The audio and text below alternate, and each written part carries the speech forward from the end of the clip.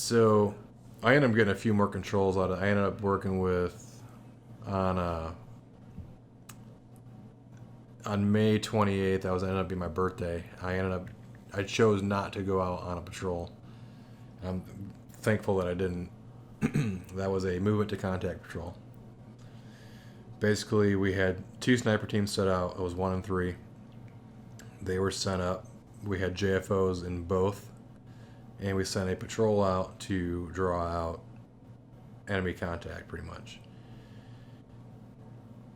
They ended up getting into the conventional patrol, large patrol. Let me backtrack a tiny bit. Salam Bazaar ended up becoming the place where all these, I don't want to throw them out there, but like these admin officers and whomever would come down to go on a patrol to draw a firefight to get their combat axe ribbon. Oh, yeah, okay. It ended up being a fucking clown show. So this ended up being a patrol to movement to contact, to do whatever, get whoever their fucking car. And they ended up getting a U-shaped ambush. We took a casualty, ended up being KIA.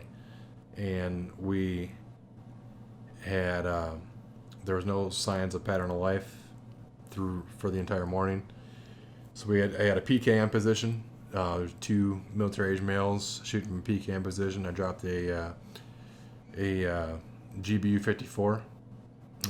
It's a low collateral. It's a low collateral 500-pound bomb, guided bomb unit with 25 pounds of explosive, and the rest is all cement. I'm not mistaken. For right? the 54? No, 54. So the 54. So you're thinking of the GBU-54 V4, and that's the low collateral damage, laser JDAM. Yep. And I think it has more than 25 pounds of explosive, but the way the casing is, it's not scored to cause as much fragment. The fragment pieces are larger, so they don't fly as far. That's what creates it. And then you have the GBU-54 V5, which is like a carbon fiber bomb. That one wasn't out yet. Okay. So it was the V4. And so anyway, I pushed my 9 up, it gets approved. I'm bewildered that my 9 line got approved so I can drop a fucking bomb in country. The ROEs, the rules of engagement were just so ridiculous. So I ended up pushing this 9 line up, it gets approved, guy comes in. And you're from the COC on this? I'm at Slam Bazaar, so I'm in my PT gear because I chose not to go out. I was just I was playing spades again in our tent. Game, man. I remember this shit. I was listening to Jason Aldean and eating some fucking Cliff Bars, and we got troops in contact. So I come running over to the COC, and I'm in PT gear. We're talking on a 152 and telling this Harrier to clear it hot to drop a GBU-54. So he takes out this position, this PKM. He took out the gun. The guy goes flying. Second guy was about 25 meters away. And I didn't know it at the time because I just saw the plume of smoke. I was like, fuck yeah. And my second run was it the 25 millimeter? Okay.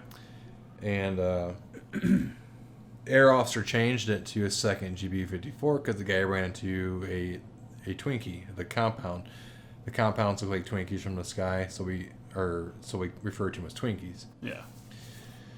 So he switches it to a GB-54, and this is kind of where I'll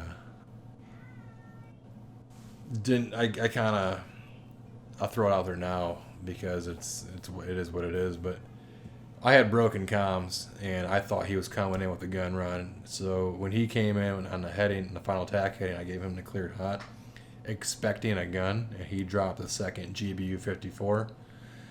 The explosion was just 10 times bigger, and I was just like, oh fuck. 10 times bigger than what you expected, or 10 times bigger? What I expected. Okay. And I was expecting a gun, and I caught on the tail end that the air officer had switched it to a second GBU-54. I was like, oh shit.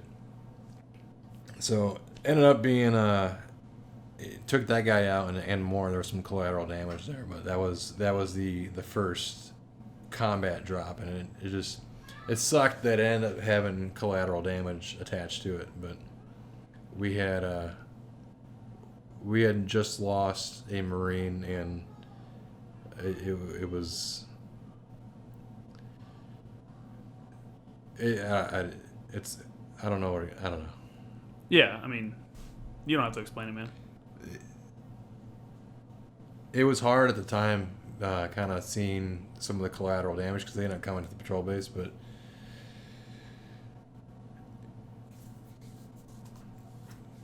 I wasn't ready to take any more Marine casualties, and we just had to kind of put an end to it. So, but at the time, do you want to expand on the collateral damage at all, or just leave it as it is?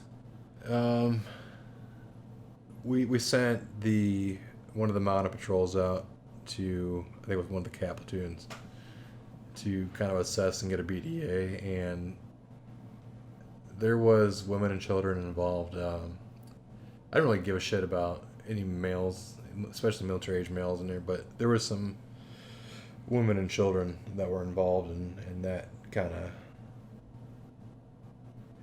it impacted a lot. But yeah, obviously. I mean, so, but you didn't know that. You guys didn't know that at the time. We had zero patterns of life. Yeah. The entire morning. So that was an unknown. That's just one of those things. Like, do you think that that would have been mitigated had they not switched it from gun to the bomb? Absolutely. Yeah. They wouldn't, because he ran into the Twinkie. He knew him knowing how we worked. He thought that he was safe going into the compound because we weren't going to shoot the compound. Yeah. Which in most of the cases, normally you wouldn't, but you were troops in contact and you had taken a casualty. We were in a tick, which changes the ROEs. We had one ROEs. KIA, yeah, and we weren't. It was what it was. Yeah. So, I assume there was like an investigation and stuff after that. Oh, absolutely. Did you get benched? Usually they bench guys until the investigation's complete. So immediately after that, they ended up the locals came to the PB. My platoon commander at the time, he tried to shield me from that. And one of the guys who did the initial BDA, he was kind of talking to me as a buddy of mine. Shield you as in like not letting you know that there was civilian casualties. Yeah, he didn't. He was just trying to. He didn't want me to kind of. He already knew that we took a KA and it impacted a lot of us, and he was trying to shield the other shit. And I came up to him, I asked him about it, and he goes, well, who told you that? And I appreciate where he came from. And shortly after that, he came up to me and said, hey, he kind of explained the severity of the collateral damage, and there was going to be an investigation. And we ended up getting convoyed up to battalion back at Musa Qala and had to talk to Lieutenant Colonel Dixon and a few others, and that's where I kind of got the clarification with the con with the arrow and and a couple of interviews with the investigating officers from other units, and then it was kind of just was what it was. We had an investigation on a drop that we had conducted with 3-6. They sent in a Air Force colonel to come down and look at the video, and there was nothing. Once they saw the video, they were like, okay. What for ours? Just real quick to caveat, we had our air officer. I'll save it for another day. I'm not even going to talk about it. It's nothing big. Like, it was cleared immediately, but it just showed how the Taliban operates. We dropped on 2 guys that had just set off an IED, and we had also taken a casualty, but it was an interpreter. And we dropped on them in a field. They were in a corner of a field. There was a wall on one side, and we watched the video the entire time, and what we watched was the other Taliban fighters or whoever come up, roll the bodies up in rugs, and take them off to the tree line and drop them off in the tree line so that when we sent guys there that they wouldn't be there.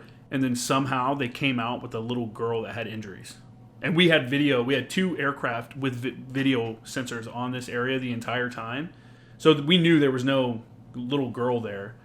But somehow they came out of nowhere with this. It was crazy. But obviously there was an investigation, and as soon as they saw the video, they're like, "There's no way that was from you guys. We don't know where," and we never really found out where it came from. So, But that's for the people listening. That's if something like that happens. If there's something's perceived, if there's a civilian killed, or there's some kind of perception that maybe the JTAC or the pilot or somebody did something wrong during a mission, there will be an investigation. And I think we do a pretty good job of doing that. And I was trying to explain this to somebody the other day. They're like, you talk to civilians and they see it on the news. They talk about, these civilians are killed and we're just shooting. They think we're just flying predators everywhere and shooting missiles at everything. Not really at all. They don't understand the. So for yours is a little bit more fluid. For a situation like that, the whole kill chain is what we call it, was sped up quickly because you took casualties, dudes were in a troops in contact or a tick. But for a deliberate strike, it's a process because you have to find the target, locate the target, get the location of the target, and then verify that location down to a certain level of accuracy, and then pass that up and have another level of approval of someone else looking at that, including a judge. We call them the judge. They're the unit's lawyer, and they come in and they look at everything and they advise the commanding officer if this is a legitimate kill or not, or a strike if it's going before it happens. And they're almost like the CO. They're giving their own approval, like, yeah, this is good. I mean, they could say no, it's not good, and the CO can override them.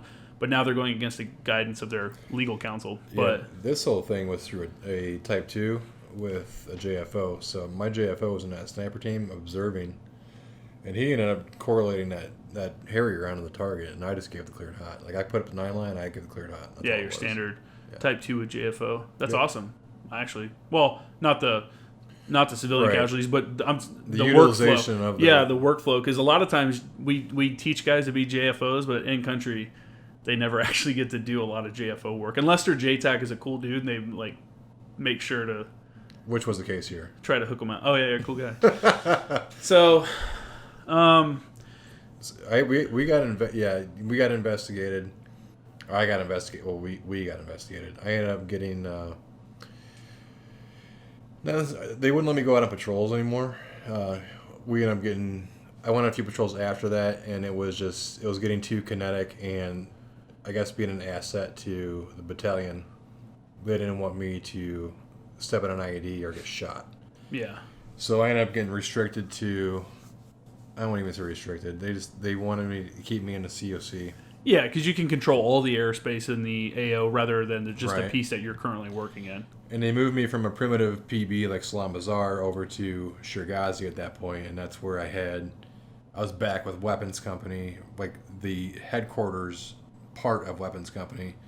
Now I was with 81s and kind of shifted around, and I was with Weapons Company again, and I had video scouts, I had Merc Chat, I had everything you wanted as a JTAC in a centralized position. Yeah.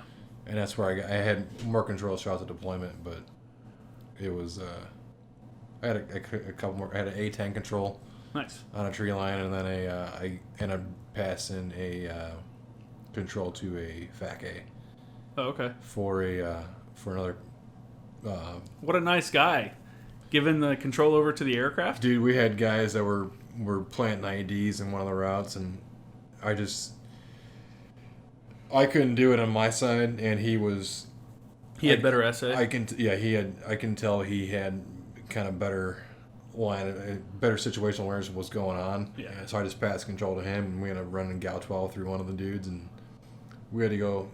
We sent the team out to grab, assess the other guy, and he was found alive, so they brought him back. Oh, no way. I won't go into that part, but